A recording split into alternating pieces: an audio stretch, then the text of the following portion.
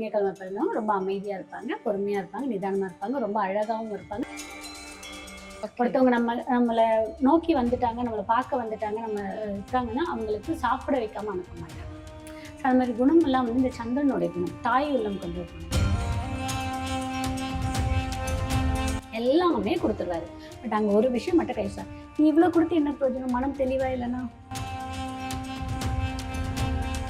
1000 தான் நீங்க நல்லது பண்ணாலும் ஒரு இடத்துல நம்ம மனம் பேதலிச்சு கெட்டு போயிடுச்சு அப்படின்னா அப்போ அந்த ஏகப்பட்ட பிரச்சனை வரும். அப்போ நம்ம அந்த குடும்ப ஒற்றுமையோடு இருக்கக்கூடிய கடவுளை வணங்கும் போது, அதுவும் பர்டிகுலர் நாட்டு இது எல்லாமே வந்து எங்கே கொடுக்கலாம்னா ஆசிரமத்தில் கொடுக்கலாம், ப்ளஸ் ஹாஸ்பிட்டலில் கொடுக்கலாம். ப்ளஸ் இதையும் தாண்டி இது எங்களால் முடியல அப்படின்னு போச்சுன்னா சந்திரனுக்கு நான் சொல்லக்கூடிய திங்கட்கிழமையில் பிறந்தவங்களுக்கு உங்களுக்கு சந்திரன் உங்களோட ஜாதகத்தில் மைனஸில் இருக்காங்க அப்படி இல்லை ப்ளஸில் இருந்து கொஞ்சம் இது மாதிரி ஒரு மாட்ரேட்டாக போகுதுன்னா விரதம் கூட வேண்டாம்.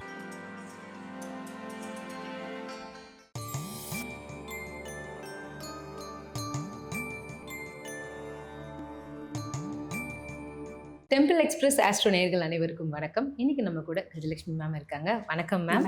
மேம், இப்போ கிழமைகளில் பிறந்தவர்கள் இந்தந்த கிழமைகளில் பிறந்தால் என்னென்ன பலன்கள் இருக்கும், நான் அவங்களுடைய குணாதிசயங்கள் பற்றி ஒரு எக்ஸ்க்ளூசிவான பதிவு இப்போ போயிட்டுருக்கு.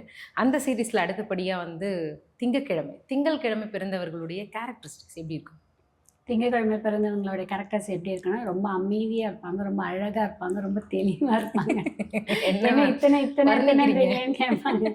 ஆமாம், ஏன்னா சந்திரன் ரொம்ப பொறுமையாக இருப்பாங்க, ரொம்ப நிதானமாக இருப்பாங்க, ரொம்ப நிதானமாக இருப்பாங்க. ஓகேங்களா? ரொம்ப நல்லா சமைப்பாங்க, ரொம்ப வந்து குடும்பத்தை ரொம்ப அரவணைக்கணும்னு இருப்பாங்க. இது எல்லாமே வந்து பொதுவான விஷயம். உடனே கேட்கக்கூடாது, நான் திங்கக்கிழமை தான் பிறந்தேன், எங்கள் தங்கச்சி திங்கக்கிழமை தான் பிறந்துச்சு, எங்கள் ஒய்ஃப் திங்கக்கிழமை தான் பிறந்தாங்க, சண்டை போடுறாங்க எங்ககிட்ட, இது பண்ணுறாங்களே. சந்திரன் அவங்களுக்கு எங்கே இருக்காங்கன்னு பார்க்கணும். பட் பொதுவான கருத்து, திங்கக்கிழமை பிறந்தவங்க ரொம்ப அமைதியாக இருப்பாங்க, பொறுமையாக இருப்பாங்க, நிதானமாக இருப்பாங்க, ரொம்ப அழகாகவும் இருப்பாங்க, தெளிவாகவும் இருப்பாங்க, ரொம்ப குடும்பத்தை அரவணைச்சு போகிறவங்க அப்போ க்ளீனாக வச்சுக்கணும்னு நினைப்பாங்க. அது ஆணாக இருந்தாலும் சரி, பெண்ணாக இருந்தாலும் சரி. அதே மாதிரி ஒரு ஆணாக இருந்தாலும் சமையல் அவ்வளோ சூப்பராக நேர்த்தியாக பண்ணுவாங்க. 4 பேருக்கு பரிமாறுறது அவங்களுக்கு ரொம்ப பிடிக்கும். அது இன்கேஸ் சமைக்க முடியலனாலும் வாங்கி கொடுத்தாவது பரிமாறுவாங்க. அந்த குணாதிசயம் பண்றது.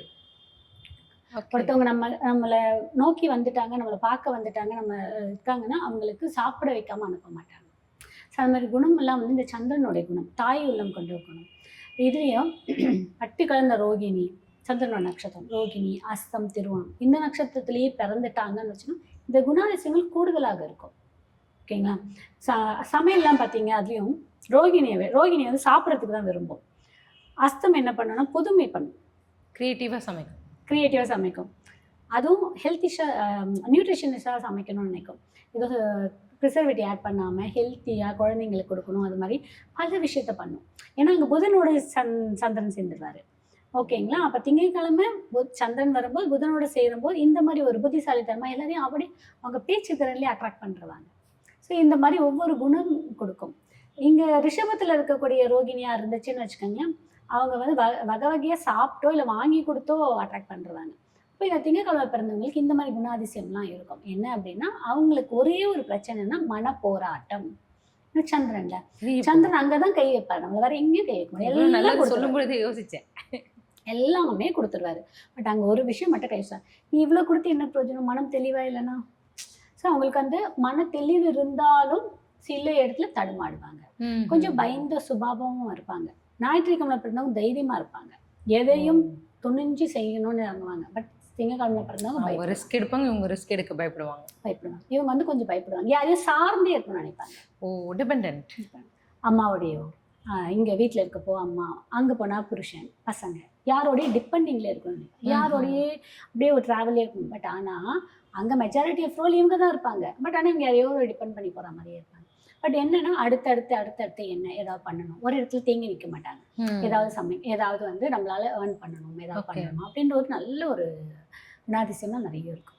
Super ma'am. இப்போ இவங்க வந்துட்டு இந்த ஒரு விஷயத்த பண்ணால் லைஃப்பில் அடுத்த லெவலுக்கு போகலாம், ஒரு தொழிலாகட்டும் இல்லை ஒரு வேலையாகட்டும், எந்த மாதிரியான பிஸ்னஸ் இவங்க பண்ணலாம்? இவங்க வந்து சந்திரனுடைய ஆதிக்கத்தில் பிறக்கிறதுனால இவங்க வந்து ஃபுட் இண்டஸ்ட்ரி சூஸ் பண்ணலாம். அப்புறம் வந்து மளிகை சாமான், ப்ரொவிஷன், இந்த சூப்பர் மார்க்கெட்ஸ் இந்த மாதிரிலாம் பண்ணலாம். அதுக்கப்புறம் இவங்க சந்திரனோட இருக்கிறது அந்த வாட்டர் பிஸ்னஸ், வாட்டர் பிளான்ட் இதெல்லாம் பண்ணலாம். மனு தத்துவ டாக்டர் ஆகலாம், கவுன்சிலிங்கில் போகலாம், கம்யூனிகேஷனில் போகலாம். அதுக்கப்புறம் வந்து ஒரு ஆசிரமம் மாதிரி வச்சுட்டு ட்ரஸ்ட்டு அந்த மாதிரி வைக்கலாம். கோவிலில் இருக்கக்கூடிய இதில் பண்ணலாம். அப்புறம் ஒரு 4 பேர் சேர்கிற இடத்துல சேர்ந்து இது ஏதாவது க்ரியேட்டிவிட்டியாக பண்ணுற மாதிரி பண்ணலாம். சந்திரனில் மனசு அப்படி போய் மாறிக்கிட்டே இருக்கும். அப்போ அந்த மனம் ரீதியான விஷயம், புது விஷயம், வெஜிடபிள்ஸ் அன்றாடம் என்னென்ன சேல் ஆகுதோ அன்றாடம் நடக்கக்கூடிய தொழிலெலாம் பண்ணாங்கன்னு வச்சுக்கோங்க, நல்ல ஒரு சக்ஸஸ் இருக்கும். Super ma'am. இப்போ இவங்க இந்த திங்கட்கிழமை பிறந்தவர்கள் வந்துட்டு எப்பவுமே திங்கள் அப்படின்னு சொல்லும் பொழுது சந்திரனும் இருக்காங்க. இவங்க எந்த தெய்வத்தை பிடிக்கணும்? ஏன்னா சில பேர் சோமவாரம் அப்படிங்கிறதுனால சிவனை போய் பாருங்க அப்படின்வாங்க. சந்திரனுக்குரிய நாள் அப்படிங்கிறதுனால அம்பாலும் சொல்லுவாங்க. இது எப்படி எனக்கு கன்ஃபியூஸ்டாக இருக்கு. எந்த தெய்வத்தை பிடிக்கும்? சோமஸ்கந்தர். வாவ். முருகனும் இருப்பாங்க. இவங்க வந்து சோமஸ்கந்தா. இவங்க வந்து திங்கட்கிழமையில் பிறந்தவங்க சோமஸ்கந்தா வழிபாடு எடுக்கும்போது குடும்ப ஒற்றுமை, ஏன்னா மனம் ரீதியான பிரச்சனை அங்கே வந்துருச்சுனால எல்லா பிரச்சனையும் வந்துடும். 1000 தான் நீங்கள் நல்லது பண்ணாலும் ஒரு இடத்துல நம்ம மனம் பேதலிச்சு கெட்டு போயிடுச்சு அப்படின்னா அப்போ அந்த ஏகப்பட்ட பிரச்சனை வரும். அப்போ நம்ம அந்த குடும்ப ஒற்றுமையோடு இருக்கக்கூடிய கடவுளை வணங்கும் போது, அதுவும் பர்டிகுலர் திங்கட்கிழமை நீங்கள் வணங்கி வரும்போது நல்ல ஒரு மாற்றத்தை கொடுக்கும். சோமஸ்கந்தா நீங்கள் போய் வணங்கும் போது பர்டிகுலராக ஏதாவது இந்த ஏலக்காய் மாலை, அப்புறம் வந்து அந்த கிரீன் கலரில் அது என்ன சொல்லுவாங்க, பவளமல்லி இந்த மாதிரி பூக்கள் எல்லாம் நீங்கள் முடிஞ்ச மாலை கட்டி கொண்டு போய் கொடுத்துட்டு நீங்கள் வணங்கிட்டு வாங்க. கண்டிப்பாக அது எவ்வளோ நறுமணமாக இருக்கும், அதே மாதிரி உங்கள் மனமும் நறுமணமாக இருக்கும். உங்களுடைய குடும்ப வாழ்க்கையும் சரி, உங்களோட சுற்றி இருக்கிறவங்கக்கிட்டையும் உங்களுக்கு ஒரு ஹாப்பினஸ் கிடைக்கும். அதான் நம்ம சைக்காட்டிஸ்ட் கிட்டேயோ இல்லைன்னா நிறைய விஷயத்துலலாம் பேசும்போது சொல்லுவாங்க, மனம் ஒரு மாதிரி டல்லாக இருக்குன்னா ஏதாவது ஃப்ரேக்ரன்ஸை வந்து ஸ்மெல் பண்ணுங்க, மனம் ரெஃப்ரெஷ் ஆகும்னு சொல்லுவாங்க. அதுக்கு தான் நான் சொன்னது. அதுக்கு தான் இந்த எல்லாமே. இப்போ நீங்கள் வந்து கோவில் கொண்டு போகும்போது நீங்கள் இந்த நறுமணமாக இருக்கக்கூடிய ஏலக்காய் எவ்வளோ ஸ்மெல்லாக இருக்கும்.